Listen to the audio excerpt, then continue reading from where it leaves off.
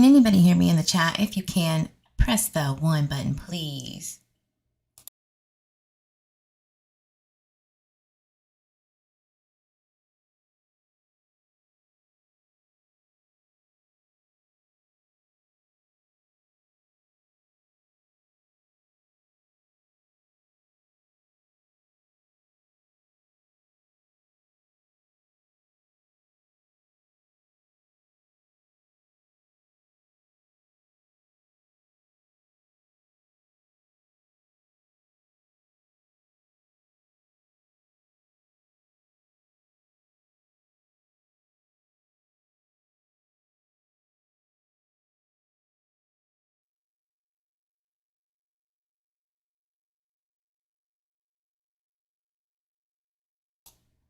All right.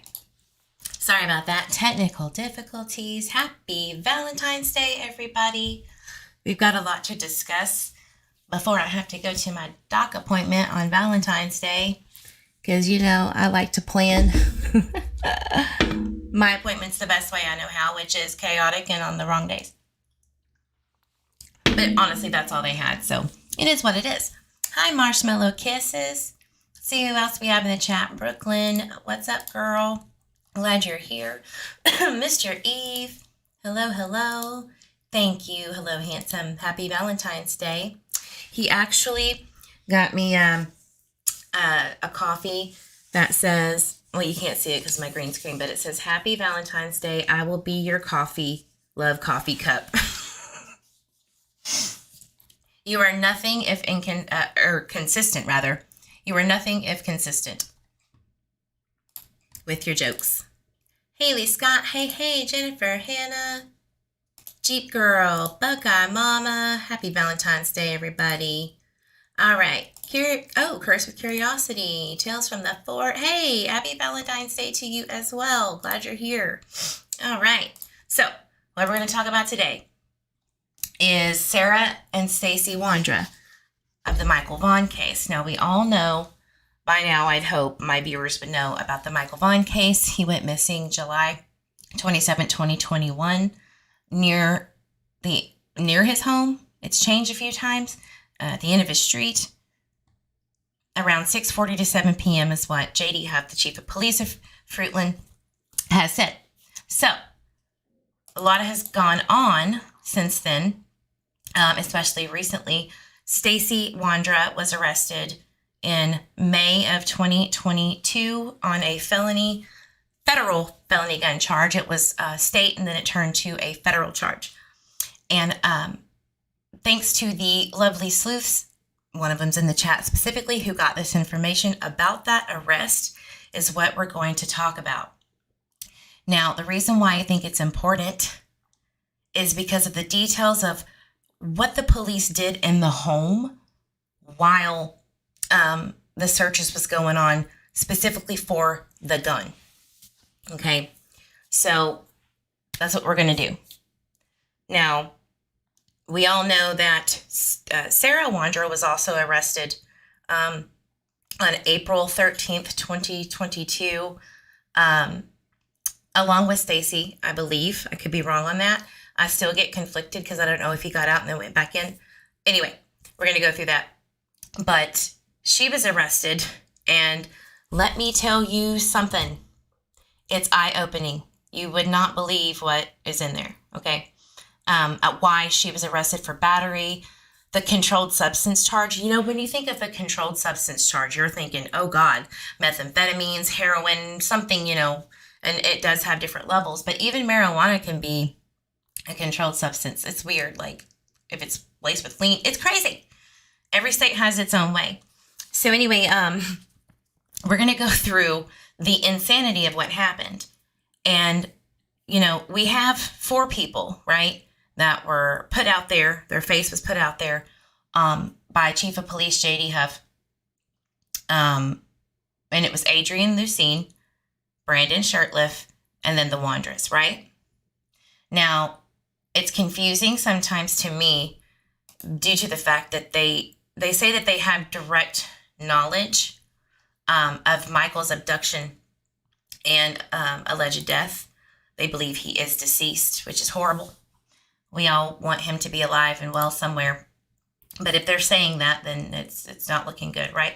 So we need to think about what, if it's somebody around them, if they have direct knowledge of it, or were directly involved in some way of covering it up for someone or for them, whatever, we need to really dive into who was all around, what was going on, what happened after the fact, because we already went through before. They have a taxi cab business. They were letting people drive for them. We have Cesar Garrudo, who is in jail for lewd acts. Allegedly, it happened a long time ago. And she finally just came forward because she was underage. We don't really know the details of that either. Not yet. His case is in his court hearing is March 23rd, I believe, or 24th, one of those two. And so we have to wait for all of this stuff to come out. But while we wait, we need to understand what was going on around Stacey and Sarah, what happened when they got arrested in April, and the events that followed, if you're following me. It's a lot. It's a lot to take in. So there was also a TikTok series that Sarah did a testimonial on. And the one thing that she mentioned was that her neighbor, which we know is the Starkeys on 1100 Redwing, Carson Starkey and Dorothy Starkey were living there. Now they're divorced, okay? Dorothy Starkey, they're both RSOs, all right? They have been compliant as far as the police are concerned. They have been cooperative, and they don't believe that they haven't said that they were suspects, even though Brandy Neal was like telling Bullhorn Betty that one time, don't contact potential suspects. We don't think that they are. That's what the police have been alluding to, but we can't be 100% sure. They did a sonar search of their backyard with full consent from our knowledge, right? They didn't say which neighbor, but we could assume it's the next door neighbor, which is the Starkeys. So Dorothy Starkey, the ex-wife of Carson Starkey Jr., she was homeless at the time. They aren't together. She has been homeless around Payette County, but she did allegedly, per Sarah's testimony on TikTok, stayed with them. And this was, I believe, October of 2021 that she did this testimony. But she stated that once she started staying there with them, because that's what Sarah and Stacey do, they let people stay there, transients, people who they give taxi rides to. I think that that's how they make money, all right? That's how I feel they compensate for, first of all, having felonies. They can't get a job very easily unless it's like pretty hard labor. We all know the deal with that. Having a felony, it's really hard to get certain jobs. They are not, in my opinion, Stacey Wondra, who was pushing 500 and some odd pounds in April or May of 2022. You heard me right. 500 plus pounds he was pushing. That's a lot of weight. A lot of weight. And, I'm sure he wasn't doing anything but wheeling and dealing like he does to make money. He's not out there doing oil work. I know that. Oil field work. He's not out there driving trucks. He couldn't even get through a 2-hour drive without pulling over. So just hear me out. Like, this is very important to understand what's going on. All right. And at least Sarah's mentality, because, that's in question to be fit for trial. But the most specific thing that I want you to listen to today is what the police did within the home, how things went down to get to where he still has this felony, a federal gun charge against him. Now, Sarah still has to do a hearing for her charges, all right, stemming from April. But that's on hold now because she's not stand to fit for the failure to report a death, which is related to Michael Vaughan. Again, she said when the search warrant came to excavate the backyard of the Wandras, she was there. Stacey's in jail. She says, murdered? I've never murdered anybody in my life, when they presented to her the search warrant to search the backyard. And then she goes into this, in my opinion, psychotic state and says, God told me, the all divine God told me Stacey did it. Well, wait, Stacey didn't do it, but she helped in Adrian, and this is where Adrian comes in. It's so much. Like, my brain literally wants to just melt after going through all of this data and information about them. It's just too much sometimes. All right, so give me just 1 second. Let me pull up these court records. It's very important that, we get this right, or at least I get this right to tell you, so that people who can watch this later understands exactly what we're doing here. It's a lot. So give me 1 second, y'all. Thank you.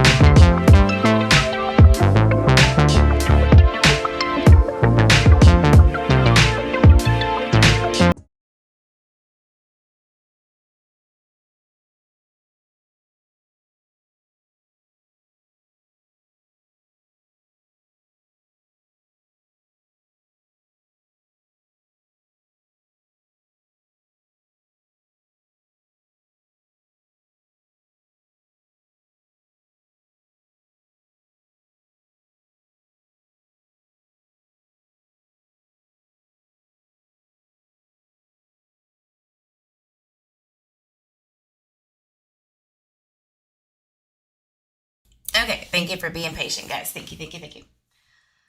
All right, so this was dated 4/14/2022 for Sarah Wandra. We're going to go through Sarah's first. I've gone through Stacey's. I could probably reiterate it, but Sarah's is important. We're going to go, just line by line or section by section to kind of get the idea of what the hell was going on, at least from April when things started kicking off to now. All right. When we talking about lurkers, I saw lurkers and was like, Happy Love Day, everyone. Thank you, Neko. You as well. Brooklyn says, although it should be done every day, spread a little love and kindness today for those who don't have it. Absolutely. Today might be a little harder for some. Absolutely. You are so correct on that. Yes, even the lurkers need love too. Even if that's a swift kick in the proverbial ass. Hi, indie girl. I hope your morning is going well too. Happy Valentine's Day. All right, let's get into it. So again, this is the criminal complaint from the April charges, which is, this is what the charges consisted of that she was charged with on April 14th. She was arrested on April 13th. Aggravated assault, which is attempt to commit violent injury. This was against Tanner Butler, the Tanner Butler that you heard Brandon Shirtliff talk about. All right. He was there. He's the one that we laugh about with the dog bone, getting smacked with the dog bone. We will get to this. But there's more than that. Because we're sitting here thinking, how do you get aggravated assault with a dog bone? It is assault no matter what, but violent injury on a dog bone? Come on now. Get with it. Hey, Lily Eve. Also, the next charge is unlawful possession of a firearm because she's a felon. Concealment of evidence. I will get to that in a moment. Basically, she tried to hide the gun that she had on her. She wasn't supposed to have. And then possession of a controlled substance. Now, I got mad as hell when I found out why. Lord help me. Why the possession of a controlled substance was what it was. It isn't what you think. She didn't have a meth pipe and some methamphetamines. She didn't have none of that. We'll get to what it was. Whew, it makes me so mad. Because I believe that most people do this. Let's just remember that. Felony and then battery. Right? So battery is related to Tanner. All right. Just hear me out. Count 1. Let's go to the count. Sarah Ann Wandra, on or about April 13, 2022 in Payette, threat to commit a violent injury upon the person of Tanner Butler. Remember Tanner. Poor Tanner. He had a bad day that day. With a deadly weapon listen to me, by pointing a gun at the victim's head at close range during or immediately following a verbal argument, which is a violation of da-da-da-da-da. So that's where the aggravated assault comes from. Threatening to commit violent injury with a firearm, which is a felony. Yes, she did. Yes, she did. She is not right. We can go ahead and assume that there stands to reason why the judge said, yeah, we need to evaluate her more.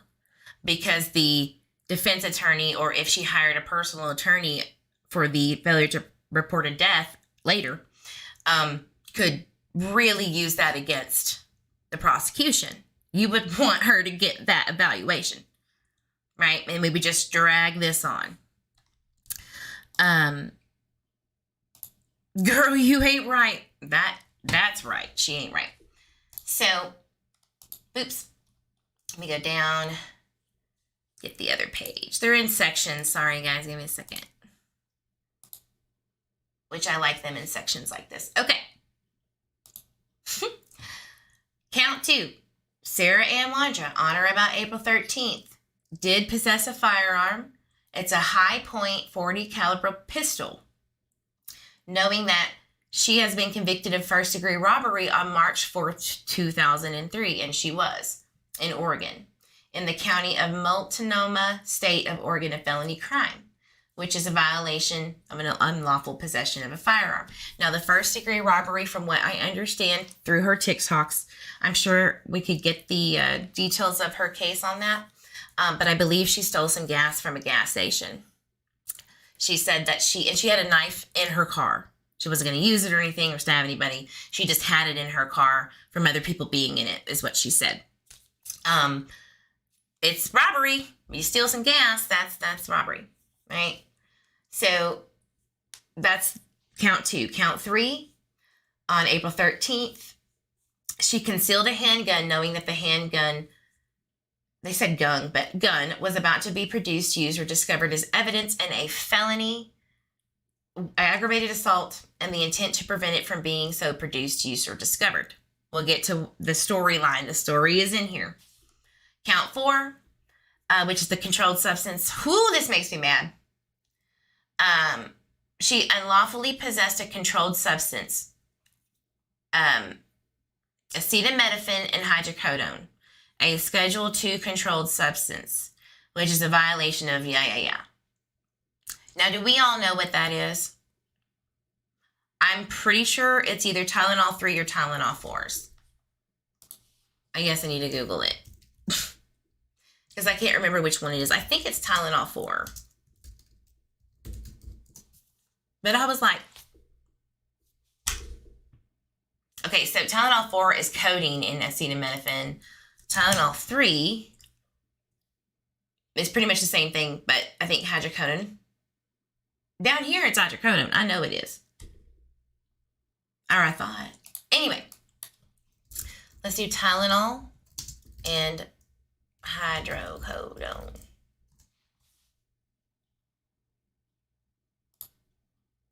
Yeah. Anyway. Yeah, Vicodin. Okay. Okay, but she didn't just steal it from her mama's purse or her Grammy's, stash. It was an expired prescription that she saved. She saved the leftover Vicodin that she had from, I believe, getting a tooth pulled, because she did get a tooth pulled. And she also has kidney problems and stomach problems and all this stuff. So it did come from stuff that she had. She just kept it, and it was in her purse for like the longest time. Lord Jesus. I think, not that I'm saying you should do this. I'm not saying this. This is for entertainment purposes only. I am not a professional or a doctor. I'm not giving you medical advice. But I have personally in the past have kept expired, or not even expired, just prescriptions on the back burner when I didn't need them anymore from like surgery or whatever, for a rainy day, because you can't always go to the doctor. If it's right or wrong, whatever. But I've done it. So I just really thought that it was interesting. Like it publicly, you should not be ashamed for that. You could get in trouble for it, but I just wouldn't shame you. You know what I mean? That would be right. Right, Nico. I agree. Yeah, it sounds like it was meth or heroin or fentanyl or something. It just really surprised me that you would get charged for an expired, even though it was given to you. You have to throw them away. That's the rules. It's on the bottle. So, that one really irritates me. So, count 5, the battery charge. This is the battery which I think it should be flipped, but whatever. Count 5 was the battery, intentionally touch or strike a person, which is a misdemeanor. No, that should be where it is, because it was just a dog bone. She intentionally, unlawfully strike and or touch the person of Tanner Butler against his will by striking him on the head with a dog bone. I wasn't lying, y'all. I didn't lie about that. She straight up said, boop.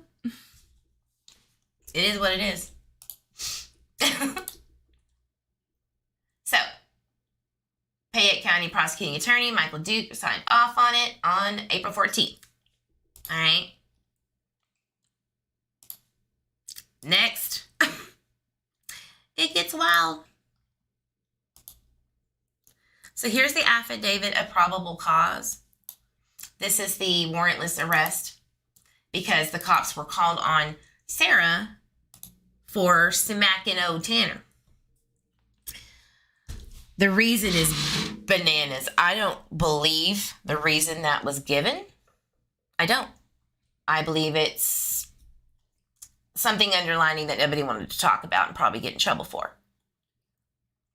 Indie Girl says, yes, please no shaming. I have arthritis and I have kept mine in the past for pain. I think a lot of people do. I'm sure Purple Phoenix could understand that. So don't shame nobody. Yeah. It is what it is. Jeep girl. Girl. Dog bone. Okay.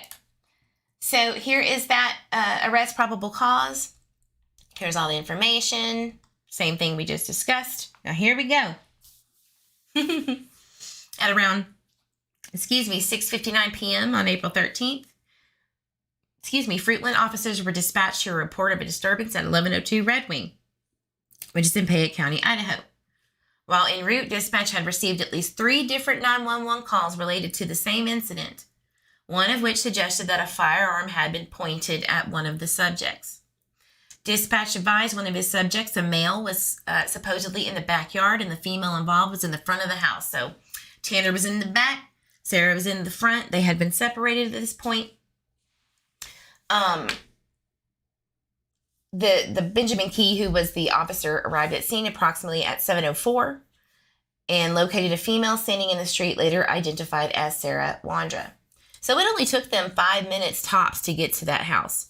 So, that's how long it would take police to get from the police department to 911 Southwest 9th. 2 minutes. 2 to 4 minutes. So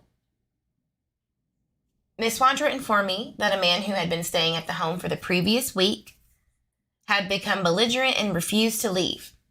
I asked if the man was armed, and she said she didn't think he was. No, sir, I am. I was the one popping off.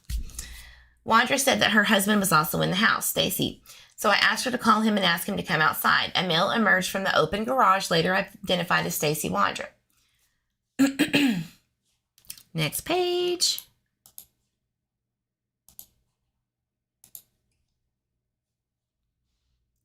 All right. Deputies were on scene by that time to assist and stood by with the residents. They advised that the other male involved was upset and aggravated. We made contact with the other male, Tanner Butler. Tanner was compliant with officers and willing to disarm himself of his pocket knife, when asked what happened, he said that he had been invited to stay with the couple and had been living there since the previous Wednesday. This was apparently the Wandra's anniversary, which it was, and somehow an argument has started over making dinner. It would, wouldn't it? Mr. Eve knows all about that. What are we having for dinner? I don't know. Figure it out. And then, well, what about this? No. What about that? Damn it. I'm not going to get my gun out. Jesus Christ. But whatever. These people ain't right. So, at the time, Butler advised that Sarah started bumping into him and yelling at him and then struck him in the head with a dog bone. Wow. How about this for a meal? A treat, if you will. Butler showed me a small scrape behind his ear. Tanner, if you don't stop. You're going to complain about a small scrape. Okay, whatever. Pop off. She did assault you, but. Butler said he went to the room that was designated as his on the northwest corner of the residence and shut the door. Soon after Butler said that, Sarah had retrieved a pistol from somewhere in the residence and pointed it at his head close range. The treat wasn't enough, was it, Tanner? The dog bone ain't enough? This is not funny. I mean, you should never do that. You never. But what about dinner makes you want to, go MIA? Right? Somebody tell me. Do you think that maybe it was, I don't know, was there Vicodin being shared? Was everybody just coming down off of something? I don't know. Maybe Tanner was being a shit. I don't know. She was just having a day. It was her anniversary, and Stacey, 500-pound plus looking ass, she had it. What do y'all think?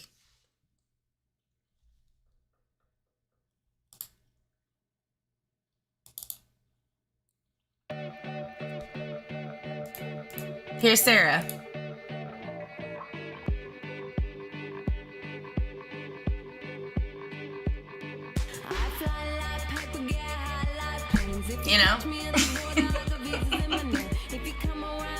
I'll make them all day.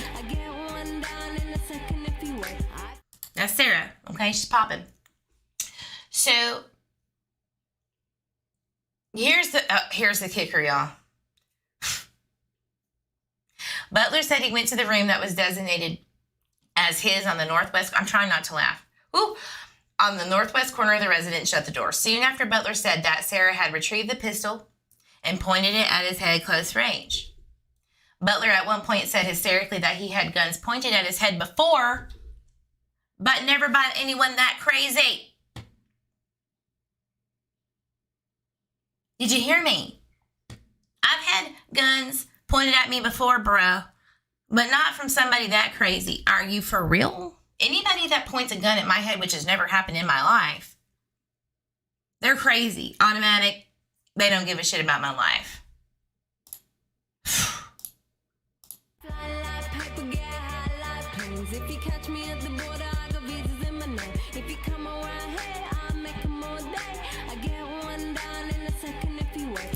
Okay.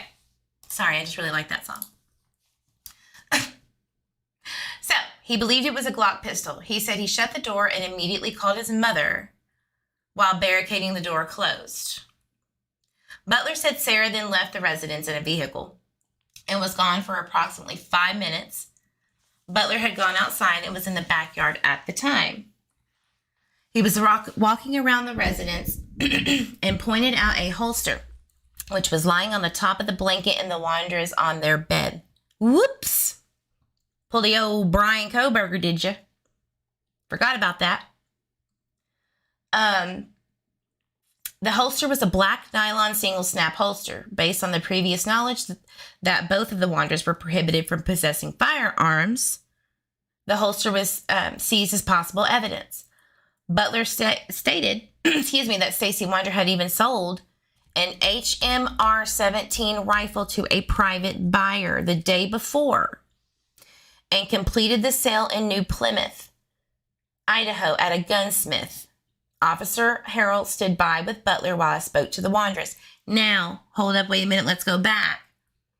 That HMR-17 rifle to a private buyer, is that the same rifle as the one in the arrest warrant that was a state crime that went federal because he bought it from Canada?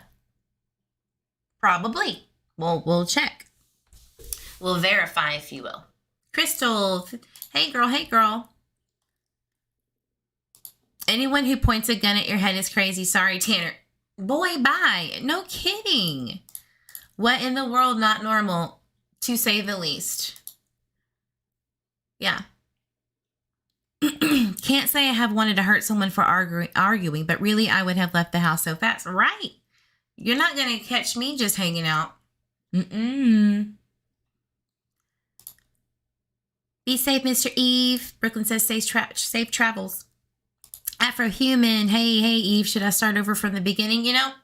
Probably at least 10 minutes back, but I can just recap for you. We're going over Sarah Wandra's arrest in April of 2022 and aggravated battery, assault, felony gun charge, controlled substance, and what am I missing?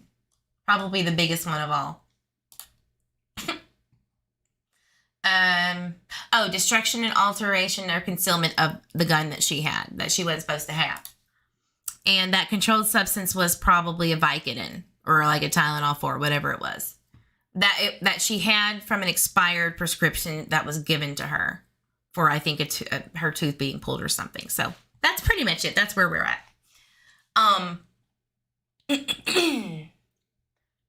Where am I at? Okay, so he called his mama. Tina was like, Mama, this bitch crazy. She pointed a gun in my head. Butler said Sarah then left the residence in a vehicle and was gone for approximately 5 minutes. So Sarah was like, oh shit, I got a gun. We got to do something. Butler had gone outside and was in the backyard at the time. Butler was walking around the residence and pointed out a holster which was lying on top of the blanket on the Wandra's bed. It was black nylon. I've already read this, but I'm just recapping. So the HMR-17 rifle that he sold to a private buyer is more than likely that felony federal gun charge. All right. He sold it to a private buyer. But listen to what he tries to pull here, which is why I believe what Brandon Shirtliff is saying half of the time, at least for now, about Stacey.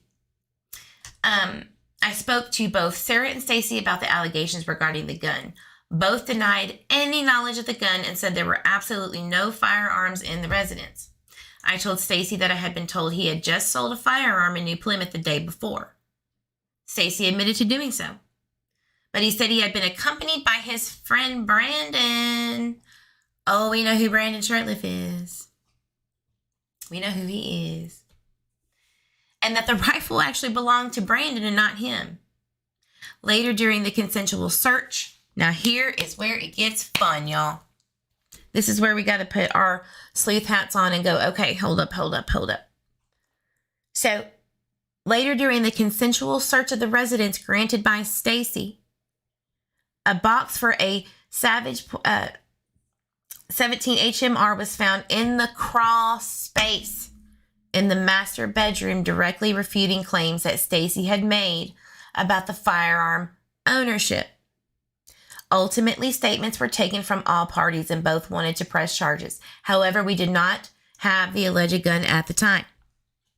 Did you hear the consensual search? Now, I am not saying that they did not have anything to do with Michael at all. I'm not saying they did or didn't. I'm just saying the police had searched consensually for something else. They weren't looking for Michael, obviously, but they went into the crawl space. They were in the backyard. They looked in the crawl space. They looked around the house for everything. They cleared the house after they found what they needed. So did they notice anything while they were in the house that was odd to them? I don't know. I have no idea. Did the search at Braden Shirtliff's house, at his mom's house, was that before or after the Wandras? I keep getting mixed responses on that, but I'm not sure. Does Sacred Heart mean anything? Has it come up anywhere? I'm not sure. Dream. Mr. Eve says that's a tiny caliber for a rifle, right? Obviously, these guys are mama's boys. I'm gonna call my mama, right? Sorry, I keep doing that. So, where did Stacey or Sarah go for 5 minutes when she hopped into the vehicle? After clearing, meaning after they got all the evidence they needed, I contacted Detective Toll, who was Juanita Toll, an investigator, a detective at Fruitland Police Department, who advised that Sarah's parents lived around the corner at 1107 Mallard Street. I want to show you how close that is to 1102 Red Wing. It's literally a hop, jump, skip away. All right? Just so that you can get an idea. She went over there. While that's loading, she went over there. The detective met with Sarah's parents, Edward and Kay Ramsey. They are adoptive parents to Sarah. Reminder, Sarah was adopted by them when she was 7. Her mother had passed away when she was young. She was severely abused allegedly from her point of view, by her brother who passed away in 2014, Gary, and her mom. The dad was never in the picture, ghosted from the jump. So it was a really rough time, allegedly, for her, I would assume. They adopted a whole demon. Well, I mean, if you want to call someone who was essayed from a little child all the way up to whatever age it was, and then be adopted out and lose your mom, I mean, I wouldn't call them demons. I would call them completely fucked for the rest of their lives. That's what I would think. Who would sell her a gun? I have questions. Maybe it was Stacey's gun. Well, we know criminals. We know what they do. I mean, it's not hard. In Texas, honestly, private dealers, that's how you get guns. Just like in Idaho, like everywhere. Private dealers are how you get guns. You know, because you can bypass a lot of those laws. It's illegal, but a lot of people get away with it. Woohoo, Jeep Girl. Member for 4 months. Thank you for being here. Little Lily Eve is starting some drama with me today. Just kidding. We could choose what we do with our trauma. Her trauma is not an excuse for how she turned out. Well, look, I agree. I completely agree that trauma of any type does not excuse you for your behavior in the present. But if you don't have any skills and you're not right and you're not doing the right things and getting the help and you're around people who don't support you, it's not going to make it easier on you. She has not been charged with murder. She has been charged with failure to report a death. She is in jail. She is not where you think she would want to be. So I'm pretty sure that dissing her is irrelevant at this point because we don't know shit. Oh, yeah, maybe she has trauma brain. Well, is it okay for Brandy to have trauma brain? Or Tyler? I mean, that's still neglect. Tyler Vaughan was neglectful and did not watch his child and didn't call police until 40 minutes, allegedly 40 minutes, 20 to 45 minutes. But I'm not going to sit here and say that right now. Like, or I'm going to say it, but I'm not going to hash it out. I've already done that, first of all. And if they're guilty, they should get the freaking death penalty. Anybody who has had anything to do with Michael's disappearance and alleged death, off with your head. Like, I agree. But, you know, it is important to at least understand without jumping to conclusions, right? Like, we need to just get the backstory of what the hell was going on in this house. All right? Let's just do that. But I love y'all. I ain't mad at you for your opinions at all. Let's see. So he's like, Brandon, it was Brandon's. It was Brandon's, not mine, not mine. And then Stacey admitted that, no, it wasn't Brandon, it was me. Ultimately, statements were taken from all parties. Both wanted to press charges. However, we did not have that gun. So after clearing, I contacted Detective Toll, who advised Sarah's parents, Edward and Kay Ramsey, which is down the street. Come on, Google Earth. Work with me here. We'll just go to maps. We'll do the baby stuff. The baby version of Google Earth. 1107 Mallard Street. Most important takeaway is FPD was inside the home in April and didn't see any signs of Michael in that home then. That's what I was trying to get to. Thank you for being poignant, Crystal. With the lead detective on Michael's case. Yep. So Toll is on Michael's case, but she was also on that federal gun charge for Stacey and for Sarah's charges. So 1107 Mallard Street, Fruitland.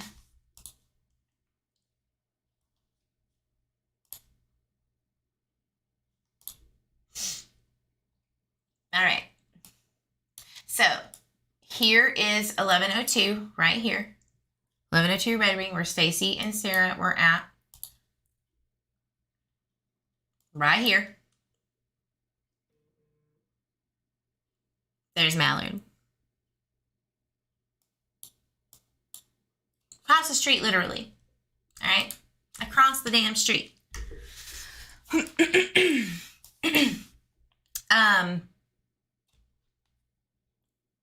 am I at? Okay. So they talked to Kay, and that she advised that Sarah had brought a purse containing a firearm and had told her what had happened.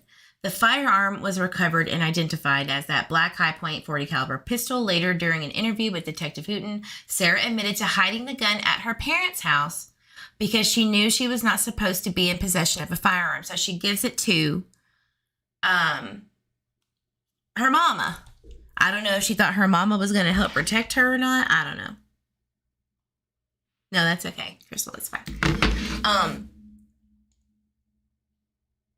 I don't know. Maybe she thought that she was going to help her daughter out, and that's not the case. Officers returned to Stacey and Sarah's address to secure the residence in lieu of a search warrant.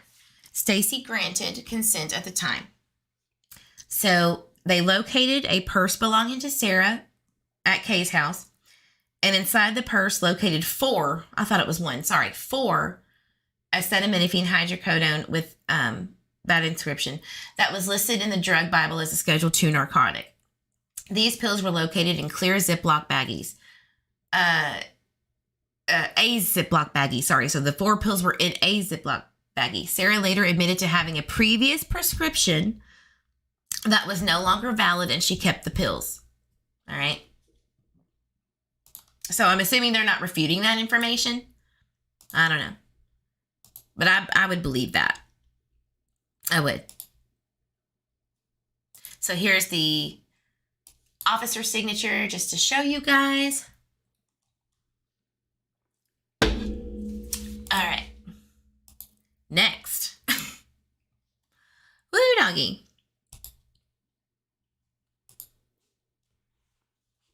So here's the arraignment. Just wanted to show y'all that we have information. We are not lazy sleuths. We actually ask for things. Here's her counts. They understood their rights. Court order public defender. All right. So 4/25/22, I believe, was supposed to be her status hearing. I can't remember if it made it or not. Crazy wild ride, huh? Whew. What do y'all think? Give me some feedback on what you think about them being searched by police, at least for the gun and the ammo that Sarah had. And the rifle. You know, it makes me think that the rifle that they talked about was the one that Tanner ratted on, you know, was the one that he got the federal charge on. I'm almost positive. Crystal says I've already read that. Everyone keep in mind, says Jeep Girl, this woman has not been charged with murder nor kidnapping, correct? Just failure to report a death because of what she said. The Almighty God, the most highest God, told me who did it. Okay. She didn't say I seen it with my own eyes. You know? Sarah in her mind is like living this kind of world.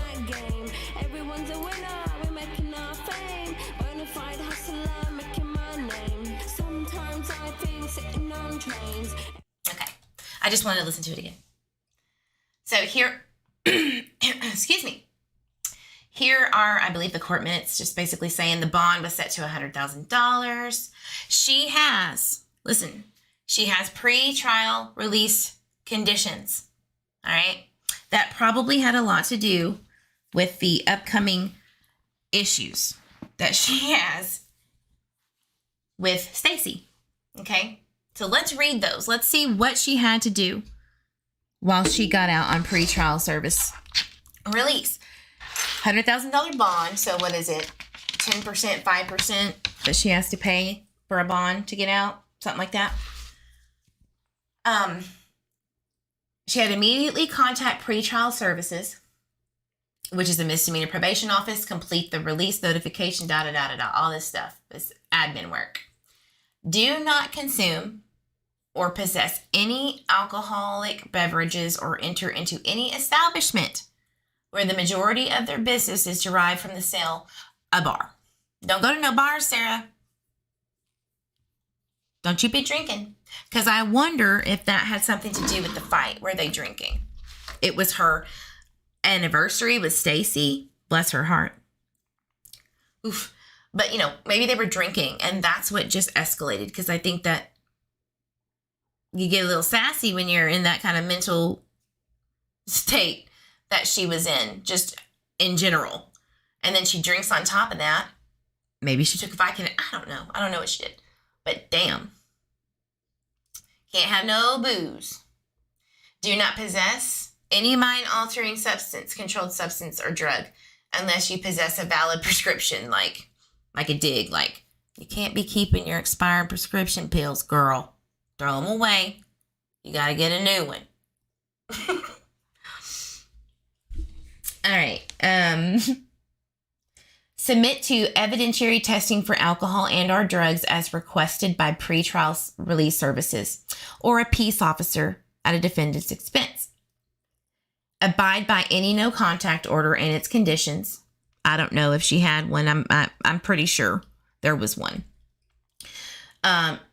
Maybe it was Stacey or Tanner, right? Defendant shall not commit any new misdemeanors or felonies.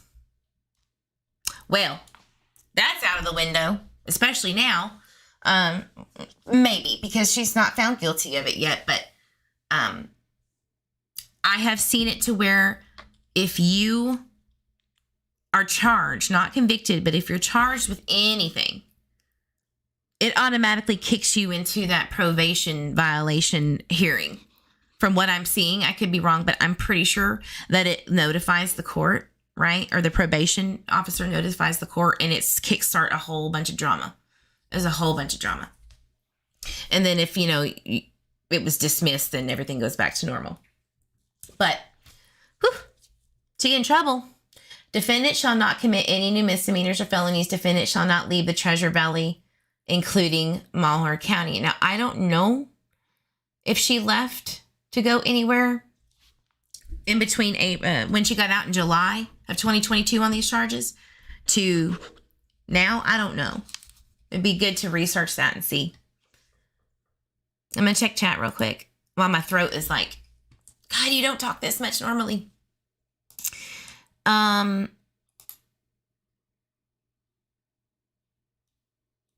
We need better laws on how people are able to obtain guns. You're not lying. Crystal says, I think I would want more answers as to why nothing stood out. And then reports show Stacey was a liar. Mm-hmm. But now they think Michael is or was there now. Maybe that triggered something. You know what I think here? I'm just going to put it out there. I was going to wait. But it sounds to me like there might have been a no contact order for Stacey, or at least they can't speak at one point, or she stopped talking. She just completely stopped talking to Stacey when he was in jail and she bonded out in July. I think it pissed Stacey off something fierce that he couldn't talk to her anymore. And something retaliatory happened when he had one of his explosive moments that made her go into a psychotic state, or at least helped. It didn't help things because I think she was headed there anyway, especially with the people around her at the time, you know. And I don't know who was at the house after she got out in July. I don't know who was staying there. Did Tanner stay there? Did Tanner Butler stay there for a while? Did Adrian come back? Did Brandon stay? We're assuming so, at least for a little bit. Who took care of her cats and dogs? That's the important part that I think law enforcement's trying to figure out who in the world was at that house when they were in jail from April, May to July, at least for Sarah. And Stacey's, he's been out. He's been in jail. That is important stuff to know. And I'm not for us necessarily, but for law enforcement. And I'm pretty sure that that's what they wanted to talk to Adrian and Brandon about. Were you there during that time? Because maybe, just maybe, that's when the movements happened where they think, Michael was moved and then whatever. I don't know if the DNA came back yet, that they said that they went to set off to the private lab for testing. I don't know nothing about that. They haven't updated anybody. But my wheels are turning because it's like all of a sudden you have these aggressive people around the family of Michael Vaughan. Tell us where he is. And they're like, look, we talked to police. What do you want from us? And they're weird too. So the responses are just ridiculous. And I'll show you that as a wrap up here in a minute. Some bullshit going on with that. We're going to read a little story that LaWanda Westbrook wrote to Brandon Shirtlett's mom just to top this live off with a cherry. Bro, never seen anything like this, y'all. No case has ever been like this, in my opinion, ever, with a missing child. I think John Benet Ramsey's about as crazy as I've ever seen it, with the speculation and the weirdness. Miss Rebug, sometimes any involvement with police and violate probation, right? And they had consent to search prior to November, right? Right? Crystal says, I agree. We all know the credible tip came from Stacey. It was right there in the leaked affidavit. Correct. Mm-hmm. So how was he all of a sudden credible? Right. We don't know what he said. JD Heff said it was credible. Maybe Stacey said, I know somebody in that house that's staying with us right now with Sarah, and she'll tell you, that this person or that person buried Michael in the backyard, murdered him, or whatever it was. I don't know what all they told Sarah. because the leaked affidavit, all we know from the article was that when they got to the point of murder, she said, murder? I've never murdered anybody in my life. So it sounds to me like from the beginning of the search warrant to the murder part, that credible tip, this is all speculation, this is not proof or anything. From the time that search warrant was read to her to the end of the murder part, it was Stacey said somebody did it in that house. Or multiple maybe. Because JD Huff completely says it. We believe there are multiple other people who know, not just the four, the Wandras, Brandon, and Adrian, but multiple others. And I think that if that's the case, that is fucked up, y'all. Excuse my language. But Stacey needs to go to jail for all the things. You know, hindering an investigation, whatever. Throw the fucking book at him. But he needs to go. You can't do that. And that's what I was trying to tell everybody, that it made it seem like I was trying to clear these people, and I'm not. If they are guilty of it, they need to be prosecuted to the fullest degree. Michael deserves that. You know, and people aren't listening. They're just attacking me, especially the people around Brandy Neal's family. And Brandy Neal.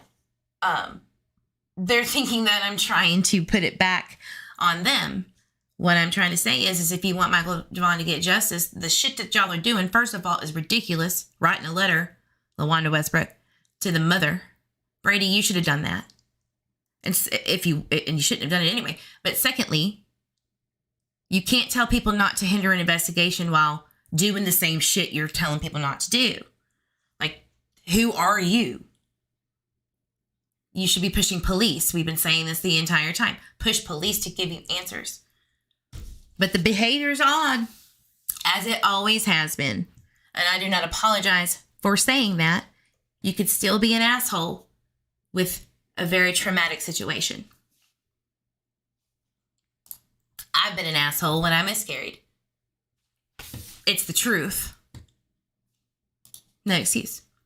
Miss Peacock, I keep thinking about that Brandon guy who was staying with them and did a YouTube interview. Very strange people, the car wreck play and all. I know, that was odd. That's why Brandon doesn't sit right with me on all of the things. There are some things that I think that he is covering. I do think that the knowledge, when JD Huff says these people have knowledge, I think that some people can have knowledge of something that they didn't realize was what it was. I've said that 100 times. But later on they did. Doesn't mean they're guilty of what actually happened, but you were holding information. You need to speak up. But police have to do that work. They have to do search warrants. They have to get you to confess. That's their job. Or get the evidence to charge you. That's how it works. And of course, they're going to get lawyers. Mr. E says, thank you all for being here and sharing some love to my beautiful wife, as we all are sharing some love for this passion to find missing children. Thank you. Happy Valentine's to all of you. I agree, Mr. E. Thank you. It's absurd to think it's okay to take the word of anyone who is not law enforcement. FPD needs to have an appropriate update and confirm or deny who is and isn't cooperating, because they have spoken to Brandon. They have spoken to Adrian. Now, if they didn't like what they heard from them, that's one thing. You can't force somebody who is literally being told by their attorneys to shut it, calm down. They have legal representation. Are you telling me that just because you have some passion to be basically the center of attention on this, or whatever it is, whatever this shit is, that they're going to go, okay, you're right. I mean, you can pop off and try, but I know that it's just for publicity and it's just to look right. I know that. Because that shit could have happened at the beginning. That shit could have happened on July 28th all the way till now, but it didn't. Brooklyn JD has said several times, if it doesn't come from that office, not to believe it, right? Look, This is for entertainment purposes only. Everyone is innocent until proven guilty by a court of law. I'm just going over what I know and what I see and what I can prove. And the speculation that I do, I say that. Anyway, getting off the topic here. It just really irks me what's going on right now. Defendant shall submit in random observed drug and alcohol testing, no less than 1 time a week. Testing shall be administered pre-trial services or approved by the courts of the county where the defendant resides.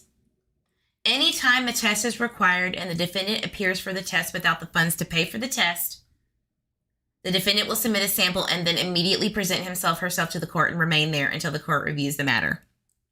So you got to do your pee-pee test and sit and wait until the judge says, we'll give you a payment plan or we'll give you 30 days. Can you give me a penny? Whatever. All right. So there's that.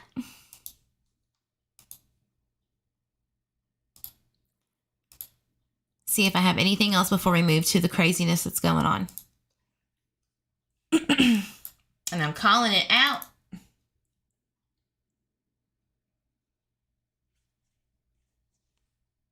So hearing start time at 9:17 a.m. Court denied the motion to reduce bond for Sarah. This was at 4:25. And that hearing, that preliminary hearing for Sarah was on May 10th.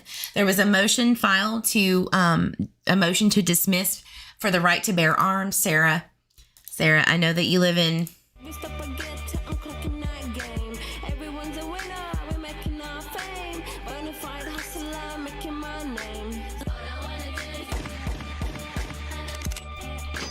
Take your money. All right. Sorry. So that was denied. Like, no, ma'am. You are a felon. You're not supposed to have guns. The Second Amendment does not apply here because you lost your right when you fucked up. So that was denied. And then here we are now where we still have Stacey in jail, right? He has changed his plea. We're going to go over Stacey's, I think, on the next one because I'm an hour in and I want to get this damn letter to Tina, Brandon's mother, from LaWanda Westbrook, the rep of the family. I want to get over this. I want to get through this quick. If you don't know who LaWanda Westbrook is, Google it. Google it.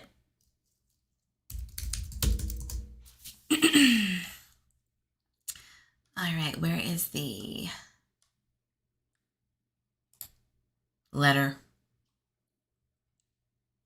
Here we go. Here we go. Lord help me.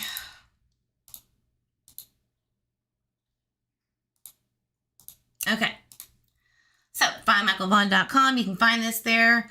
Latest updates. An open letter to Tina Morial. That's her name. Y'all ready?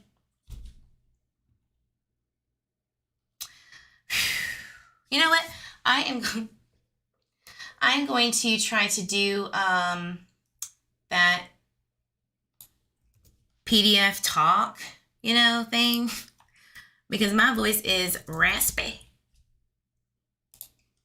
And I don't think that I could get through this without, keeping y'all here for another 30 minutes with my opinions. One moment. It makes me heated, to say the least. And those who have already read it, I'm sure you understand.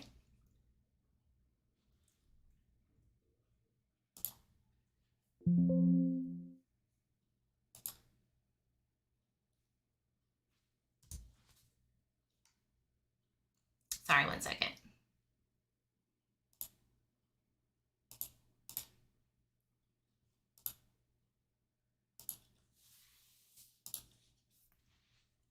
While we wait,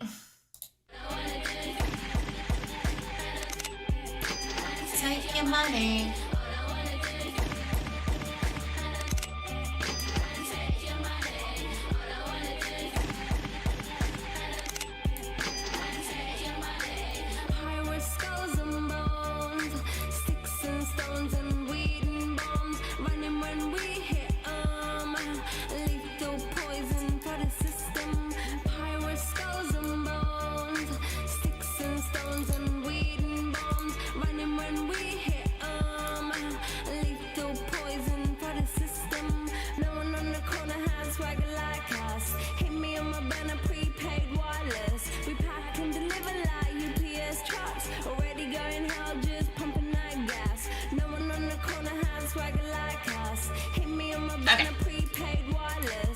prepaid wireless, y'all. That takes me back. Get the minutes. All right. I'm going to activate it. I hope it works. Where was it? There. Read out loud. All right. Y'all ready? I'm going to take my face off.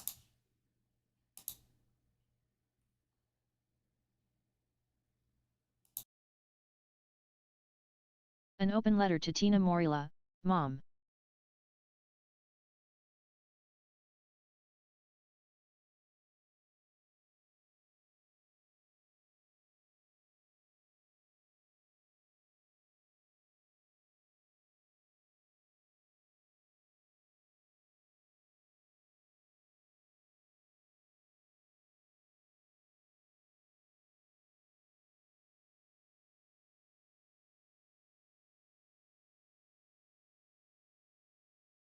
An open letter to Tina Morila, Mom to Mom, your son knows more than what's been said. Dear Tina.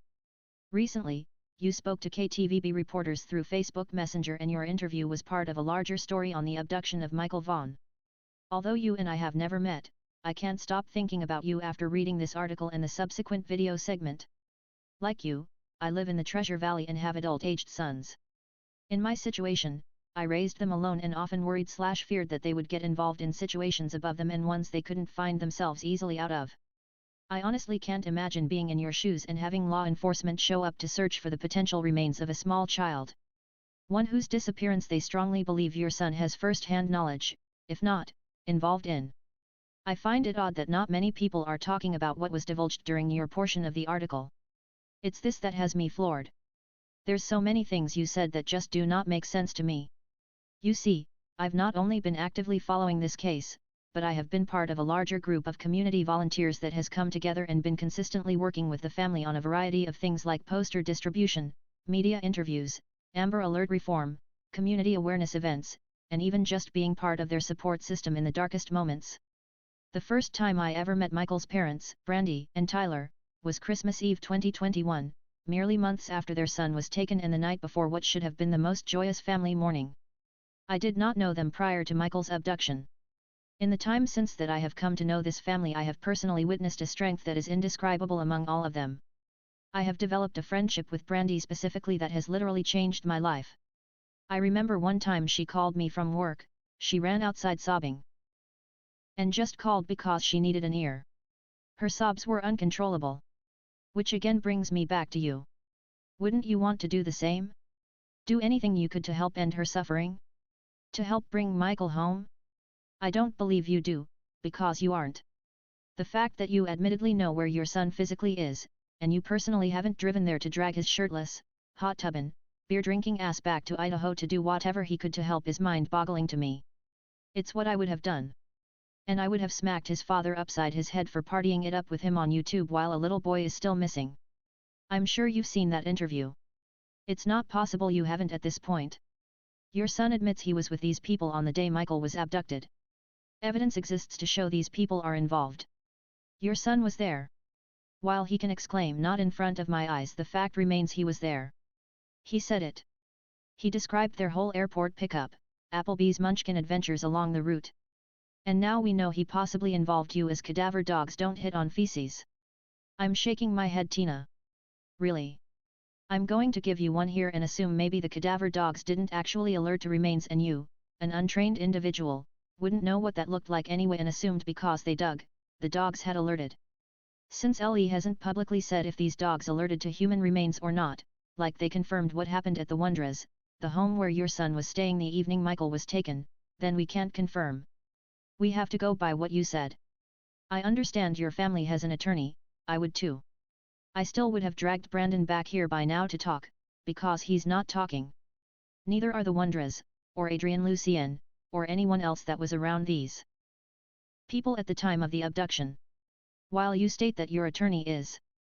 If you want to talk about slander and public accusations, you should actually go to YouTube or Twitter and search for number Brandy Neal or number Tyler Vaughan, and you'll get a mere taste of the slander these parents have endured since July 27, 2021, when their baby was abducted.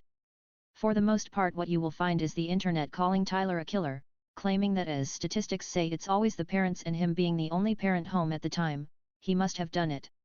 If you dig a little further, you'll find Twitter sleuths who actually befriended Brandy on the false pretense that they had experience in finding missing children, only to gain her trust, record her, and put out clips to try and challenge the official timeline and point fingers at the parents.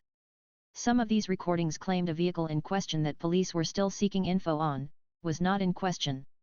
One creator claimed they hired private investigators, because the parents didn't want to find their own child, so he had to do it. Other creators ran smear campaigns claiming the family denied outside agency help and resources. Someone called in reports to CPS to try and have their other children removed from the home, and then subsequently called in CPS reports on several people who supported the family. They were confronted at their jobs and called murderers. Their older children were bullied at school. All while at home, baby sister cries daily for Michael.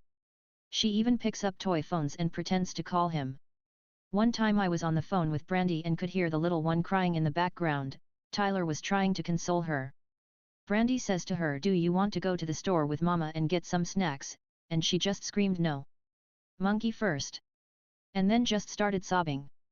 This clip is forever pierced in my memory. Just typing it now I can hear her and my eyes start to well up. We all just cried with her, because yeah, Monkey first. But we can't get Monkey. We don't know where he is. Can you even imagine the pain and trauma this little one is growing up with? She was merely 1 year old, not quite even 2 yet, when her big brother, best friend, and entire world was. And you want to cry slander? You have no clue what this family is going through. You claim to be religious, allegedly praying with police while serving them food as they dug for remains of this baby boy under your house. Come on. They did not come over for spaghetti night. I surely hope your faith is pulling at you. I hope your God is weighing heavy on your guilt. You can do more. You know you can. Please do the right thing. Get your son back to Idaho and help find Michael. Lana Westbrook. Number Monkeys Army. Now, as much as I think anybody could appreciate some of the things in there, I mean, I'm not going to disagree 100% with the whole thing, 90%. Nobody in this side of the fence called Tyler Vaughan a killer at all. The only thing that I have said is that that family knows more or needs to know more because the timeline has never been accurate at all. It doesn't take a lot of effort or work to at least get the 911 call. You can ask Fruitland PD. And that's what Brandy did once the call log for the 911 call was released. It jumped from 7:05 to 7:21. That is not on anybody else. That responsibility solely lies on law enforcement, not stating what time 911 was called. We can't hear the 911 call. I get it, to protect the integrity of the investigation, but it's a 911 call from at least the family, right? That's what JD Huff said at one point, and that is also what Alex Duggan from KTVB7 said. Look, if it's innocent, and the people who call 911 are innocent, you know, the only reason why they hold that back, it's because, and it says it in case studies, if you want to talk case studies, and you are right, Yolanda Westbrook, the studies do show that that's the case. And that's okay to try to figure out or clear that. That's what sleuths do. Sleuths are going to sleuth. Sleuth is sleuthing.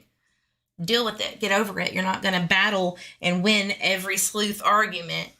Stop. You're going to lose that battle. Anywho, rant over. You know, we didn't fuck up the 911 call. Matter of fact, we proved it. We proved the time. Now, if you have an issue with that,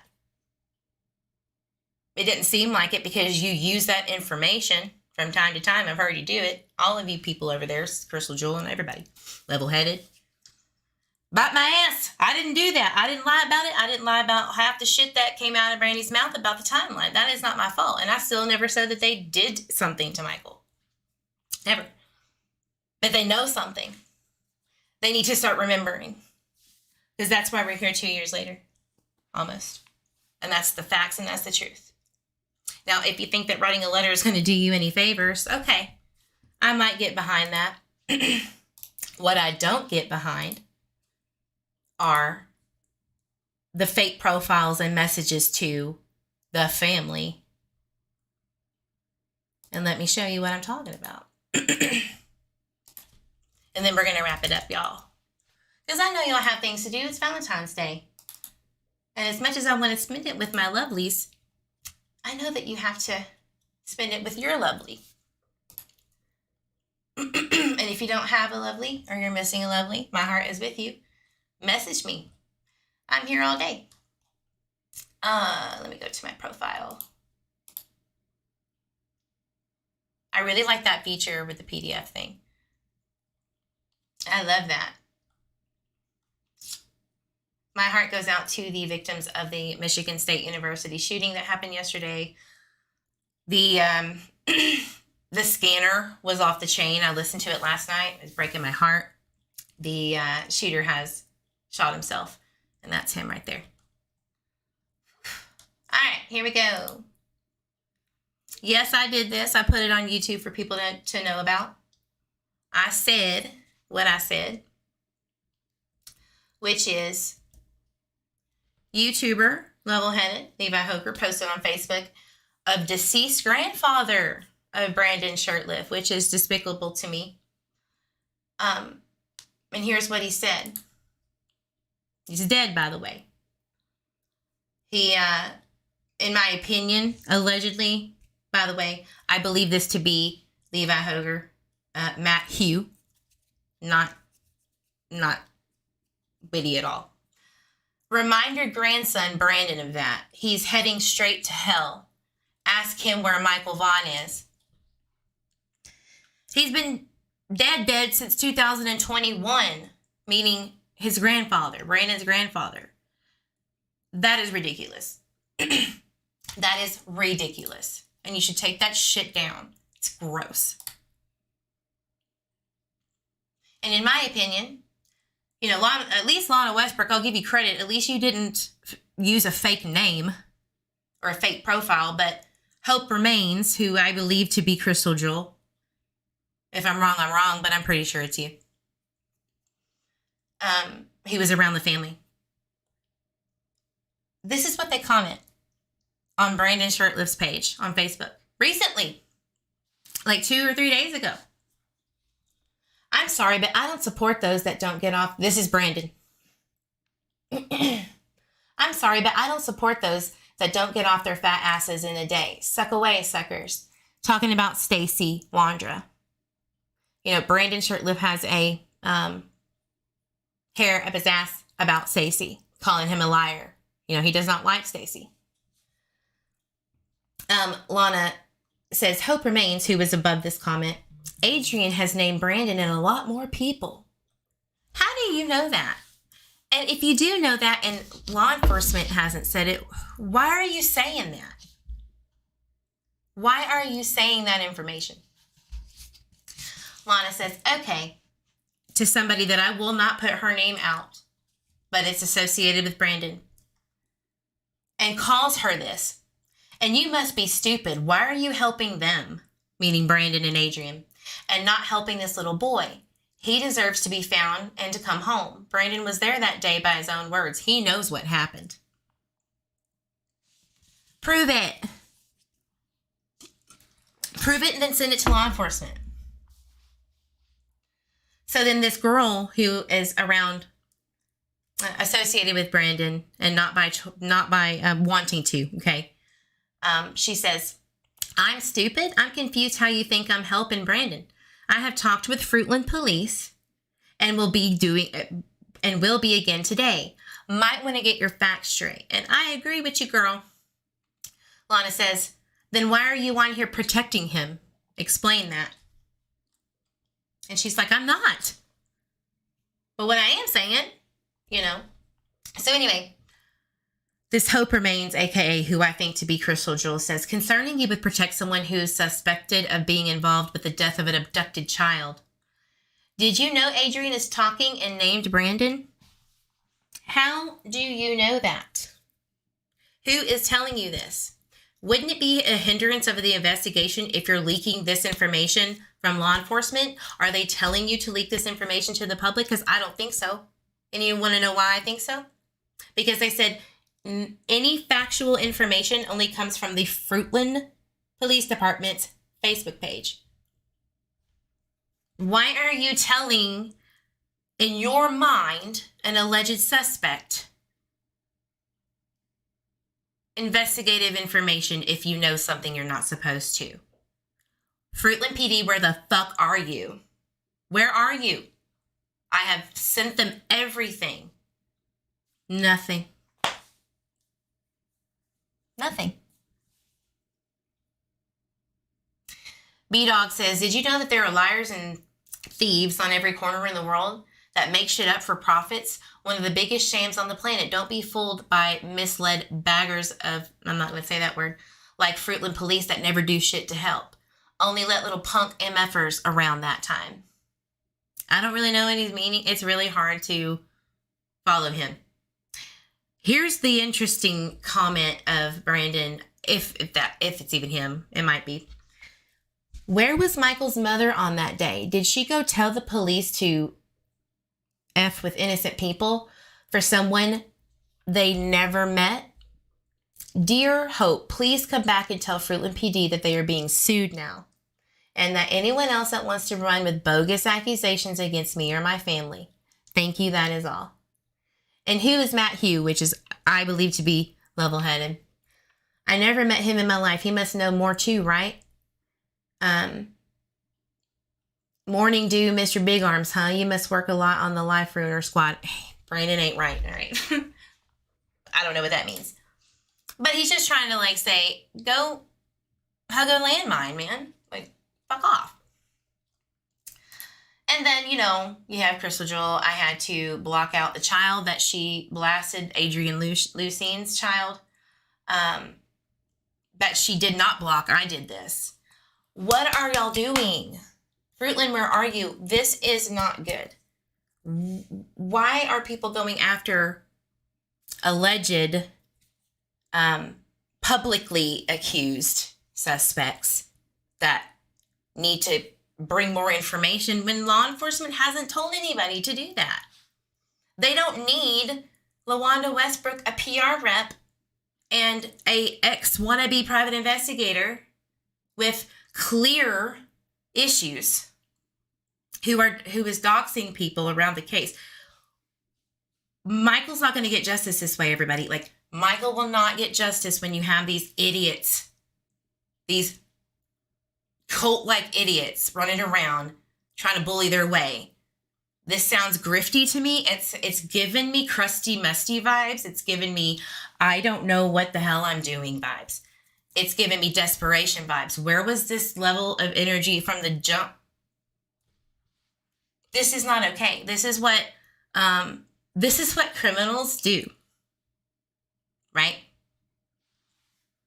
Let the investigation run its course, right? No, it's only different for everybody else. This is disgusting, and it needs to stop. For the mere fact that it is not okay to do that and harass the family. This is what they do to people who are not, that had nothing to do with Michael's disappearance, who just have an opinion. That's what they do. And finally, you're seeing it against the actual people that may be involved in some way, whatever way it is. Fruitland, what are you doing? Oh, we can't do anything about that. You have to contact your local police department, is what they said about their investigation and people doing this to the people around their investigation. What? You are that local police. You are the local police. You can't get much more local than that. And this is why missing children's cases should always be 100%, in my opinion, in the hands of the FBI. That's just me. That's just how I feel. But this shit's got to stop. This is horrible. Just because That's what Brandy Neal was convinced of by Lana. She admitted it on Crime Lines and Lies. That was her choice. That was her push to Brandy. Then Brandy goes on Purple Phoenix and says, we need to push for this information. That shit should have been, first of all, from the jump. Sorry, I don't know what happened. Can y'all hear me? I apologize. I'm going to wrap it up. I'm going to get off my little rant box, but please share this video, like, dislike, whatever you prefer. I got to skedaddle and get to an appointment soon. But thank you for staying here with me, guys. I appreciate you so much. We need to get this to stop. I don't know what else I can do on my side. I am just, a sleuth in Texas who wants to find Michael Vaughan and at least get justice if he can't be found. There is a right way. That is not the right way. Have an opinion. Be assholes. Be cockroaches. Be moles. Just don't fuck it up. Unless that's what you're trying to do. You're succeeding very well. All right, guys. As you know, I say, drink your water. Hug yourself, your babies, your fur babies, your grandbabies, all the babies. Let's get justice for the missing children and missing persons around the country. And I will see you on the flip side. Thank you for being here. Have a wonderful Valentine's Day. Much love to you. Bye. Justice for Michael Vaughan.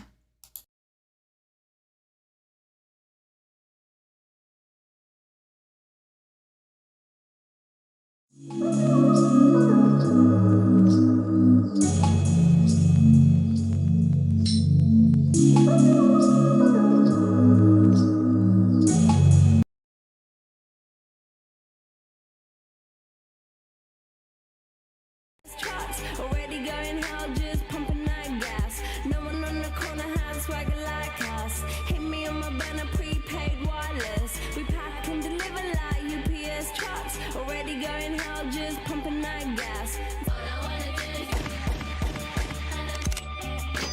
take your money. All I wanna do is take your money. All I wanna do is take your money. All I wanna do is take your money.